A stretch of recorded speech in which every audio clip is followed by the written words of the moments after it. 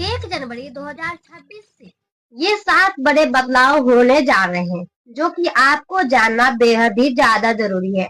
अगर आपका account bank account है तो 12 महीने में एक बार आपको बैंक जाकर केवाईसी करवानी होगी। अगर आपने साल में एक बार केवाईसी नहीं करवाया तो आपके अकाउंट को फ्रीज कर दिया जाएगा।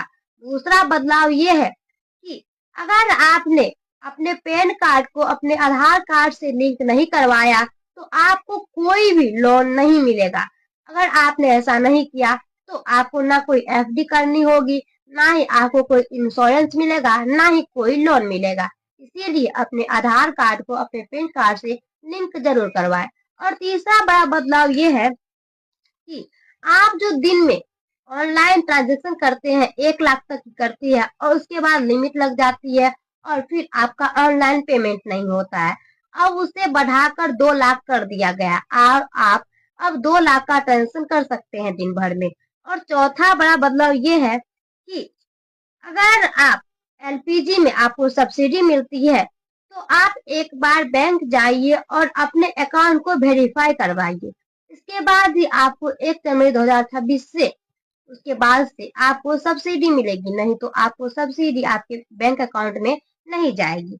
और पांचवा बड़ा बदलाव ये है कि आपने अगर स्मार्ट मीटर लगा रखा है तो आपको जो बिल आता है उसमें आपको 15 से 20% तक की छूट दी जाएगी। अब आप 15 से 20% तक की छूट अपने बिल में पा सकते हैं। और छठा बड़ा बदलाव ये है कि आप जो दिन में 5-5 हजार के ऑनलाइन पेमेंट करते हैं, अगर आपने साल भर में 10 लाख से ऊपर का ऑनलाइन पेमेंट किया तो आपके पेमेंट को ट्रैक किया जाएगा। और अगर आपका मनी व्हाइट मनी निकला तब तो ठीक है, अगर आपका पैसा ब्लैक मनी निकला तो आपके ऊपर कार्रवाई की जा सकती है। और सातवां बड़ा बदलाव ये है कि आप जो सरकारी योजनाओं का लाभ अलग अलग प्लेटफॉर्म पर जाकर उठाते हैं, अब उसे एक ही प्लेटफॉर्म पर देने की सुविधा दी जाएगी और इस पर काम चल रहा है।